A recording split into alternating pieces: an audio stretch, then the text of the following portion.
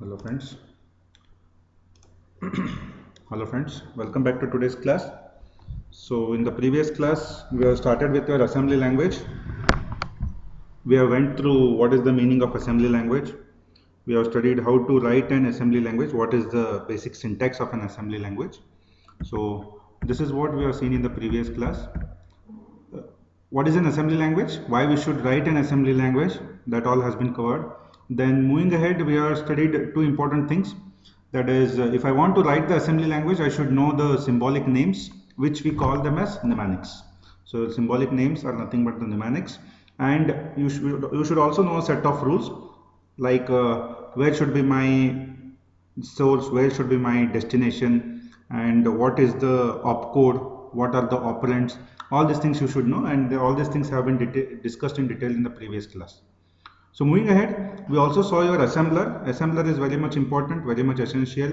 We saw the meaning of assembler, the work of assembler, and the work of assembler is nothing but it takes the input from the user, which would be usually in the form of a source program. To give you the example of a source program, say for example, it would be an assembly language program. What are the assembly language program you write, that would be your input. Then your assembler, with the help of the databases, what it will do, it will be converting it into a machine language program. So this is what we have seen, like what is the work of your assembler. So moving ahead from the previous classes, what we'll be doing today is we'll see one very important thing, which is called as assembler directives. So today's lecture will focus on this, and as you all know, this assembly language, the use of this assembly language is vast, and maybe sometimes we feel why we are studying this assembly language when we already know your higher languages, like say for example we already know your C language or Python, all these things. But still, why we should study this assembly language? We need to study this assembly language to understand how your processor works. Like, to understand the basics of programming, this assembly language programming becomes very much essential. Now, whenever one more very major thing with your assembly language is that it allows the programmer to make the changes with the source program, and so that he can easily translate it into a object program. What we saw here in their assembler, the source program is being converted into an object program. So if I want to do this with the help of an assembler, then it is very much easy with the assembly language. That is what I meant. Okay. Now, another very important thing is whenever we write our program, it is very much essential and very much need to understand where our program is stored. Okay, like say for example, if I write a program, then there are n number of things involved with the program. Like say for example, if I am writing say for example, if I am writing, say move a comma r0. Say if I write this instruction move a comma r0, then there are various things involved in this instruction. What are the various things? One is this operand, one thing is this operand, the other thing is what now? Your operators. These are the two things. Apart from this, there is also data involved in it. What is the data? There is some data which is there in A, and that data we are trying to move in your R0, right? So when we write all these things, then there is the need arises wherein we need to allocate memory for this operand, say move, and for this operators, for this opcode, for this operands, and for the data which is there inside this operands. Okay, so that is done with the help of your assembler directives. What are the memory allocations and all those things are there, that will be done with the help of the assembler directives. That means what we need to do, we need to reserve some memory locations for all these operands and opcode. So this opcode and these operands, we need to reserve some memory locations. Okay, so if I want to reserve some memory locations, that is done with the help of this assembler directives. Very much essential and very much important. Like say for example, we have n number of applications which would be requiring the support of your assembler, right? Every application requires the support of your assembler. Without assembler, can we write any application? Without this help of this assembler, without the help of this assembler, can we write any applications? No, it is not possible, right? So that's why we always require the help of this assembler. Any application you can take. Okay. Then we will be requiring some commands which need to inform the assembler to do a specific task. Right. So what are the specific tasks then? The specific task is nothing but your move. Whatever the move instruction you are seeing here, it is a specific task. Now this task has to be told to the assembler. Then who is telling this task has to be done? Then we require some commands to tell these tasks. We require some commands, right? Then who are giving these commands? The next question arises is who are giving these commands. So these commands are given with the help of your assembler directives. Is that clear, friends? So I hope the things are clear. I mean, what are the things we need to look after with your, what are the uses of assembler directives? The first thing is what now? It tells us, it gives us what memory locations are to be allocated for your operand and opcode. So this is my opcode and this is my operand, right? That is the first thing. The next very important thing is it will guide your assembler. It will guide your assembler what operations are to be carried out to do a specific task, like to move A comma B. This is a specific task. So if I want to do this specific task, what are the commands involved? That is also being directed with the help of your assembler directives, right? So as you can see, the first point here, what it is telling you, it allows the programmer to specify other information needed to translate the source program. What is the other information we just now discussed? It is nothing but the commands. Whatever the task you are going to perform, the commands what are to be taken out, that is done with the help of this assembler directives. What memory has to be allocated, that is done with the help of this assembler directive. From where my data should start storing, that is done with the help of this assembler directive. So it is like a person who is working at a background. Say for example, you are creating a movie. The person you see on the screen is your hero and heroine, but at the back end there are n number of people who are working. That n number of people are nothing but your assembler directives, who is making a provision for your front end program to run. Okay, so I hope this is clear. Now all of you know that your opcodes are nothing but they are also called as pseudocodes, right? Now let us consider a simple statement. So this statement, what it is saying, sum EQU 200. It means that sum equal to 200. So what is the meaning of this? The meaning is nothing but the sum is what here? Memory location. The sum memory location is EQU is nothing but it denotes as equal to 200. That means the memory location sum is equal to the value 200. It is storing a value 200. Okay. Now, say for example, this EQU you are seeing for the first time. This EQU you are seeing for the first time. This is nothing but one of the assembler directive. It is one of the assembler directive. And what is the purpose of this EQ? The same statement can also be written without the help of this EQ. That is, I will scratch out this EQ, then I can only write sum 200. Then, why should I use this EQ? For a simple reason, please concentrate, for a simple reason. Say, sum 200 is arriving somewhere around 4 times in your code. 4 times in your program, and you want to change the value of this 200. Like in the first, when you execute for the first time, you require 200. When your friend is trying to execute, you require some 400. Okay. In that case, if I want to change this value of 200, then every statement, like all the 4 statements, in all 4 places, you need to go and change the value of this 200. This is the case when there is no assembler directive EQU. Now assume there is assembler directive. Let us assume that you have a assembler directive, you have this statement sum EQ 200. In that case, say for example, I want to change this 200 to 400. Now I want to change this 200 to 400. Then if I simply change the value here, instead of 200, if I simply write 400 here in one statement, it will be replicated in all the 4 places. Wherever n number of times you write this sum equal to n number of times you use this sum equal to 200 in your code, everywhere it will be replaced with the value of 400. So that is the advantage of your assembler directive. one advantage. Okay, so I hope so this is clear. So it means that the 200 value is automatically updated in all the values. That is the major advantage of your EQU. Okay friends, so I hope so this statement is clear. Moving ahead, another very major thing is it will not appear in the object code. Whatever the assembler directive is there, that will not be appearing in your object code. That is, say for example, if I write a program, then that will not be, what is the, where you get the object code? If you see the previous slide, where you get the object code? Object code is obtained at the output of your assembler here, at the output of your assembler, right?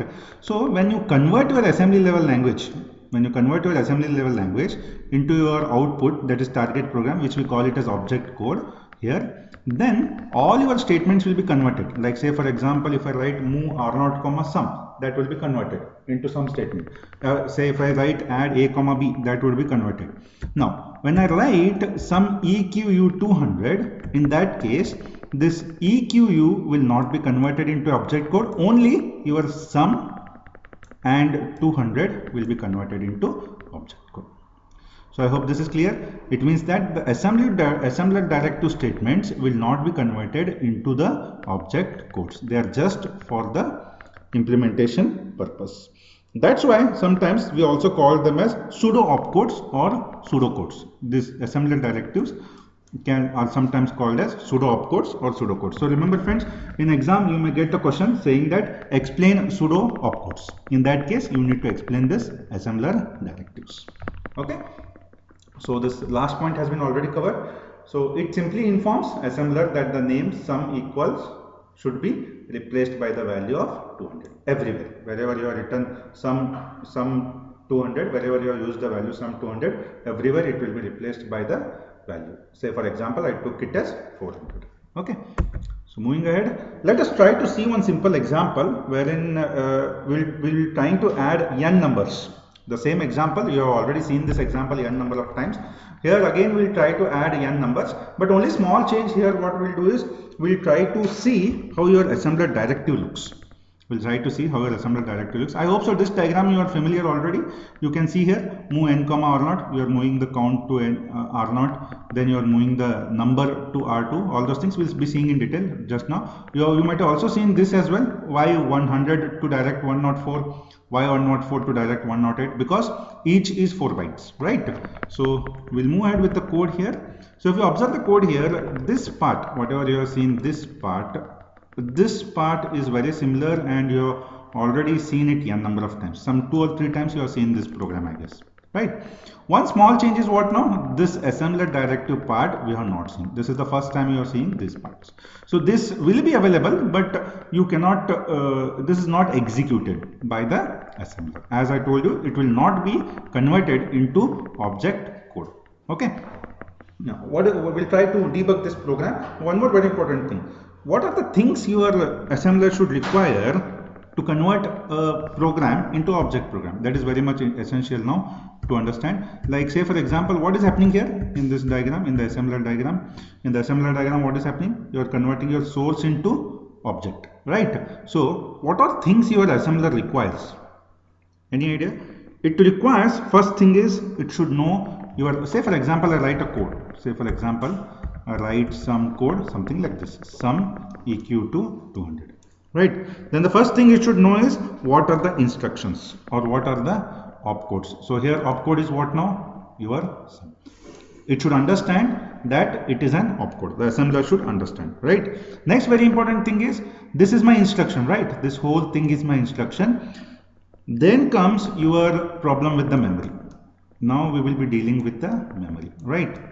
So when we deal with your memory, we should understand where I should store my whole data. Like this whole instruction has to be stored in one part of the memory, right? Apart from this, what else we have? This whole instruction is one thing. Apart from this, we also have our operands. What are the operands? In this case, it is just 200. So this 200 also has to be stored in your memory, and this will be stored in some other place.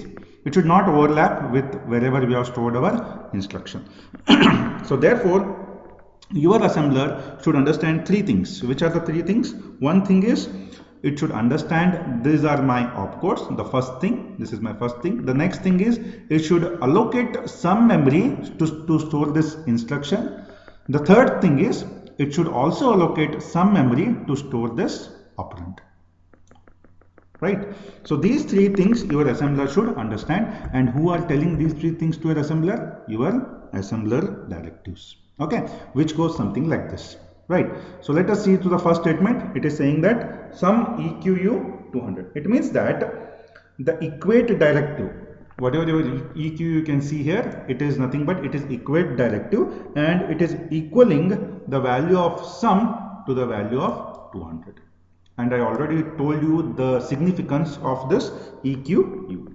Then next thing.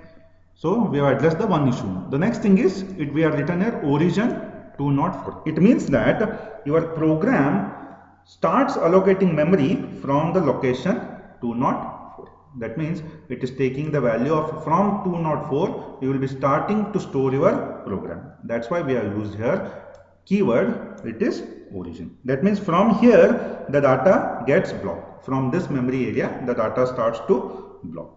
Okay.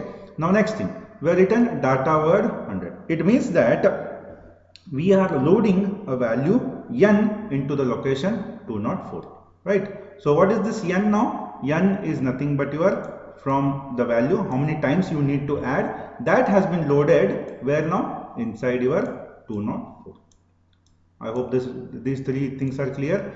So what all did we do now? We are equating your sum to 200 first thing. Then what we did do? We started from where we need to start our program. It is from origin 204. Okay. Yeah, one second. Yeah, from origin 204. Next we have taken the data word, that is how many locations we need to add, which is 100. Then we have reserved the memory location up till 400. So the reserve keyword is telling us that we have to reserve the memory location up till 400. Okay. Then going ahead, we will be starting. So after reserve, the next important directive is origin 100. So what is this origin 100 telling us now? See, the origin 100 is telling us that the instructions of the program are starting at 100. So as I told you, you need to store two memory locations. The one memory location is from where your program is starting. The other memory location is where from your instructions are starting. So from 204 you have started your program. From 100 your instructions have started. From 100 your instruction starts to get stored. Okay friends. So the rest of the things are similar. So move n comma r0. R1 is nothing but you will be moving the value of n into r1. What is n? N is already you have mentioned here 100. Move hash num1 comma r2 is nothing but you will be taking a number 1 which is stored at some 400 memory location, that will be moving into r2. So clearing the r0. The contents of r2 will be moved to r0. Then add hash comma 4 r2. You already know, if you observe this diagram, you will be easily coming to know that y plus 4 everywhere, because each instruction is taking your 4 bytes of memory. Then decrement r1, because every time when you add, what you should do, you should go on reducing this 100 will be reduced to 99, 98 and so on. Then back to this instruction, add. Finally you will be moving the contents of r0 to contents of sum to r0. Okay, so this is how your main program is there. This is how your assembler directives are. Finally, at the end, you have another two assembler directives, which is return and end. So the end assembler directive, what it tells to the assembler is that this is the end of the source code, and wherein from here the execution has to begin. Whenever you want to begin the execution, you will be writing this start. Okay friends, so if I write this start, it means that from here the execution will begin, and the meaning of end is nothing but here the source code is over. Okay, then what is this return? There is one more statement called as return here. It identifies the point where the execution of the program should be terminated. Here the execution stops, here the program stops, and here the start is telling us that from here the new program will be starting. Okay, so this is all about your assembler directives.